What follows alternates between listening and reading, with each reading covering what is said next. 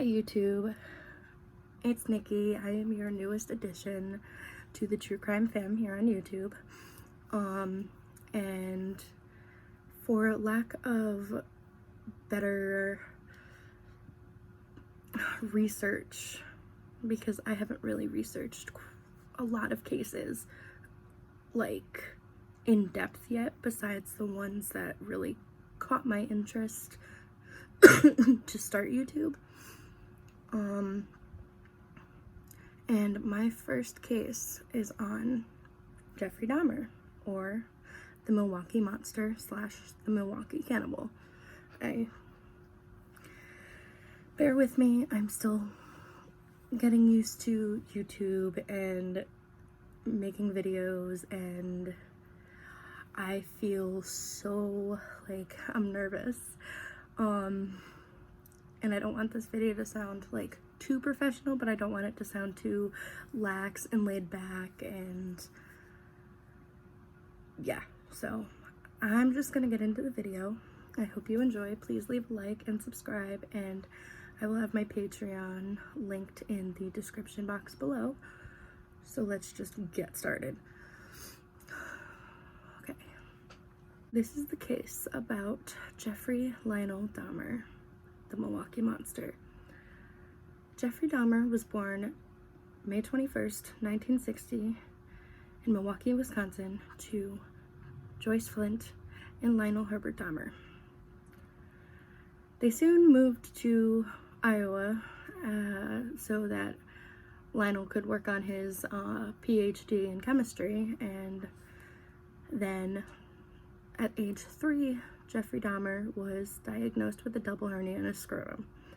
He had surgery to correct it, but the pain that he endured before and after could have later influenced his feelings towards his sexual inadequacy. I can't talk for my life.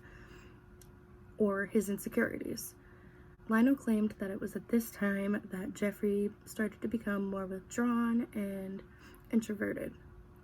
They then moved to Ohio and had several other moves over the next year as they searched for just the right place to bring up Jeffrey and his brother David, who was born on December 18th, 1966.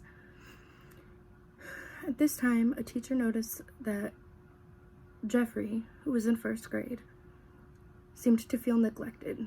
This, of course, was a normal reaction for someone used to being an only child whose family suddenly expands, but most get over it fairly quickly. His father said he was pretty shy and withdrawn during this period, as he already had been, but now at this point even more so. He was pretty much terrified of new people and new situations.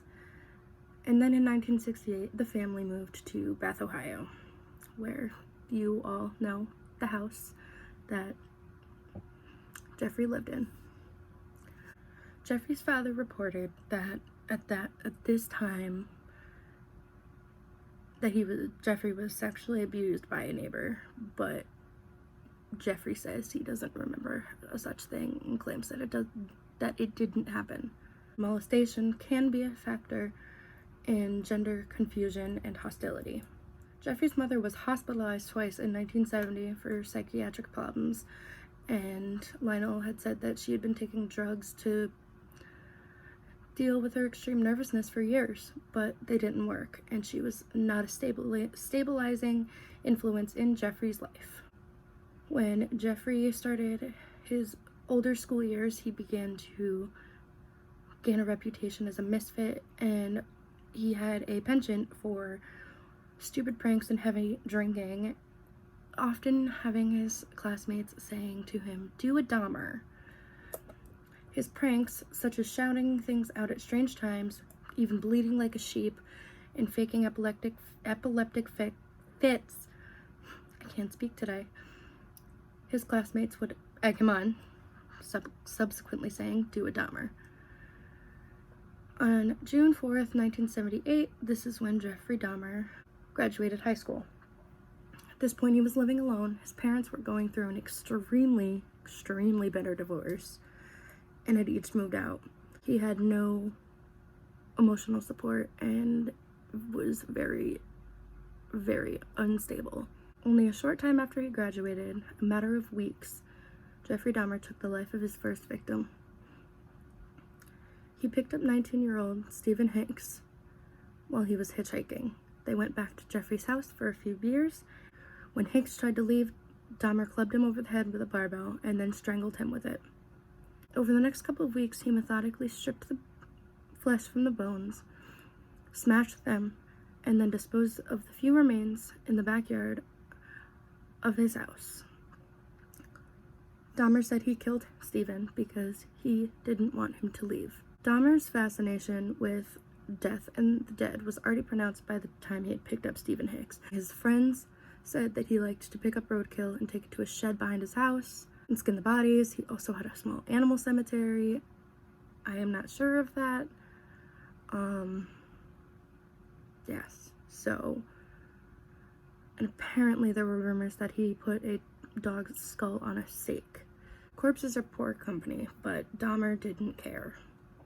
And the bizarre behavior of him taking animals and, skinning like the roadkill and stuff like that could be an explanation for why he liked having dead things around him. Jeffrey also said that he never actually liked the killing very much, but he really only did it to acquire the dead bodies.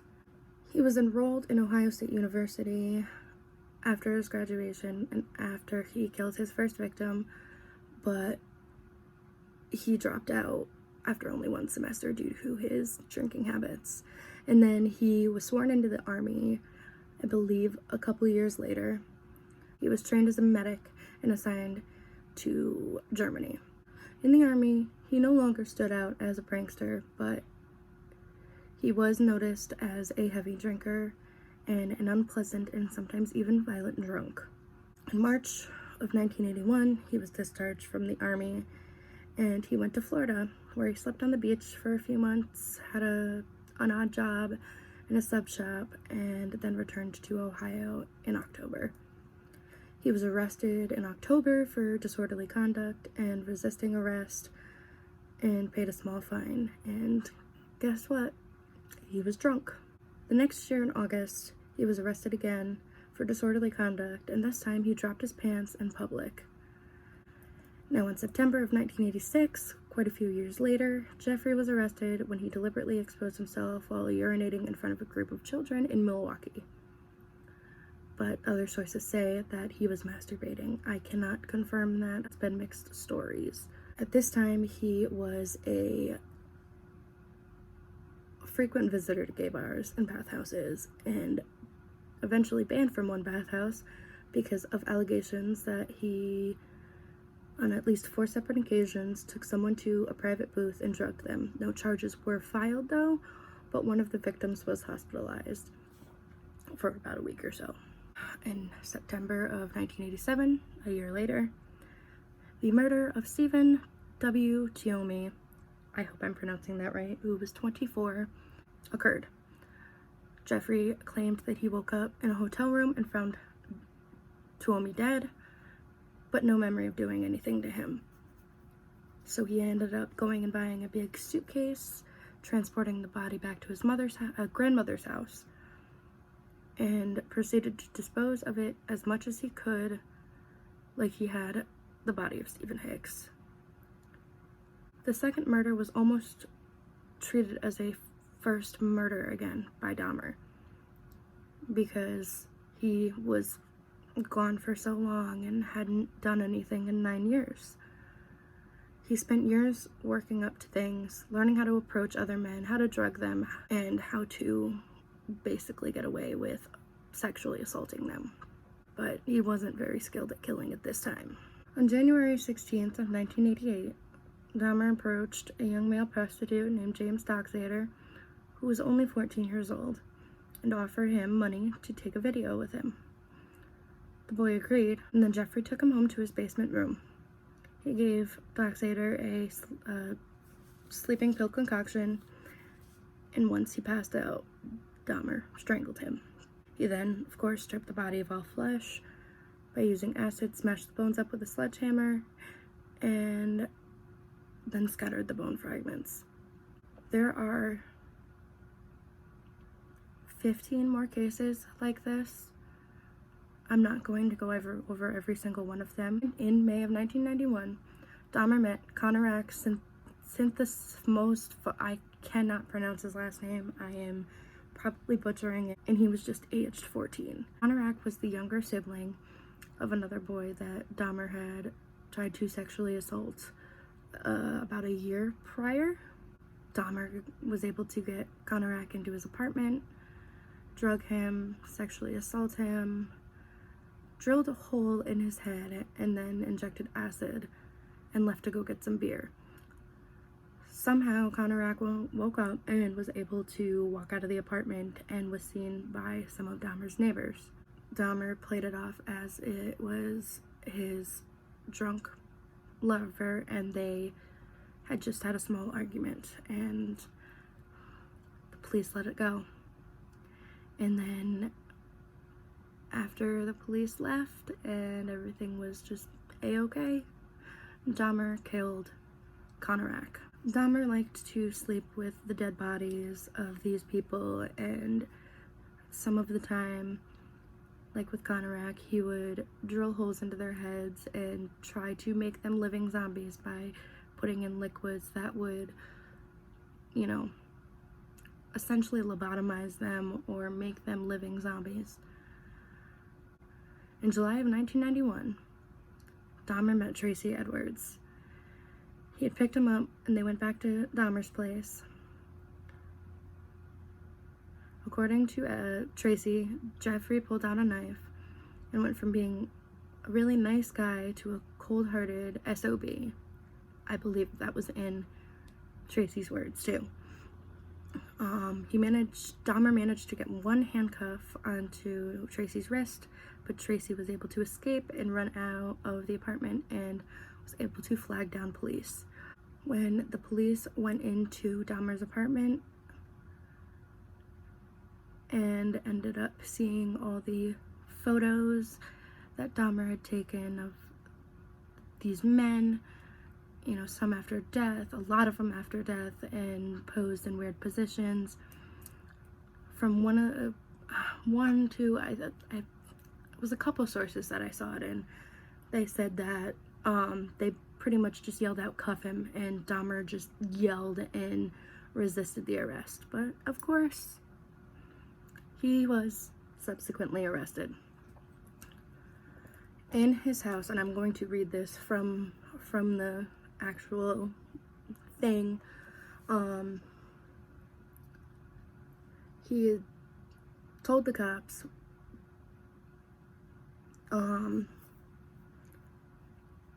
this is only from a source that I'm reading, but it is a pretty reliable source, which gathers all the information of things in these cases.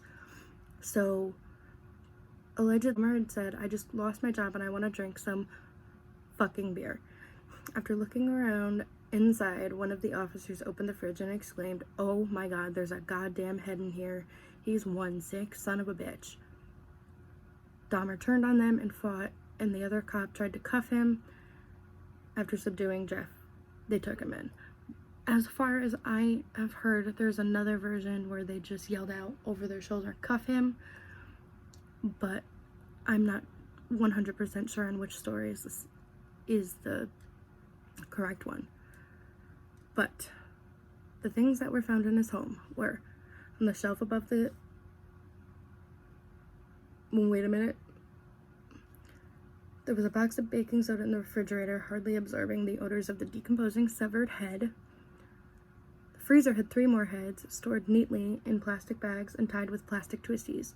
There was a door that led to the bathroom, to the bedroom closet, and bath, which had been outfitted with a deadbolt lock. I wonder why.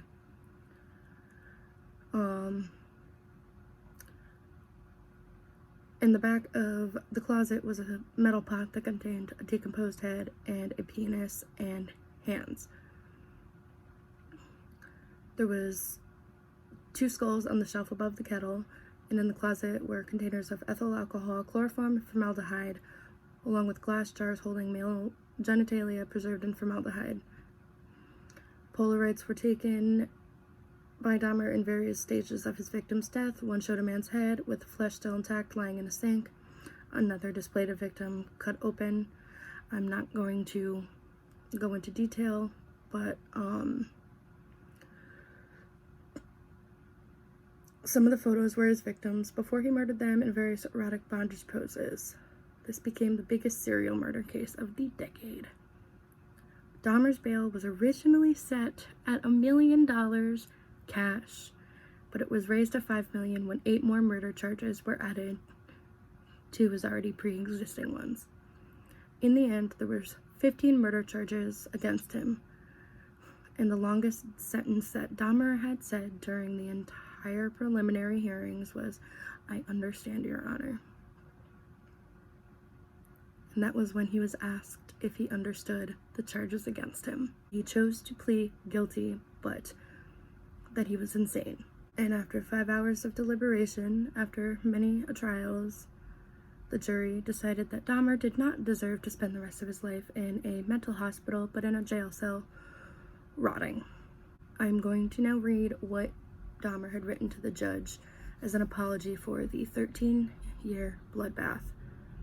"Your Honor, it is now over. This has never been a case of trying to get free. I didn't ever want freedom. Frankly, I wanted death for myself. This was a case to tell the world that I did what I did, but not for reasons of hate. I hated no one. I knew I was sick, or evil, or both. Now I believe I was sick. The doctors have told me about my sickness, and now I have some peace.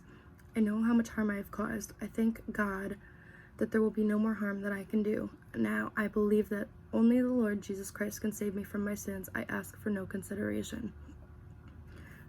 And the reason he said that this was not a crime of hate was because a lot of people thought because he was killing young black men that it was racially charged, and it wasn't. He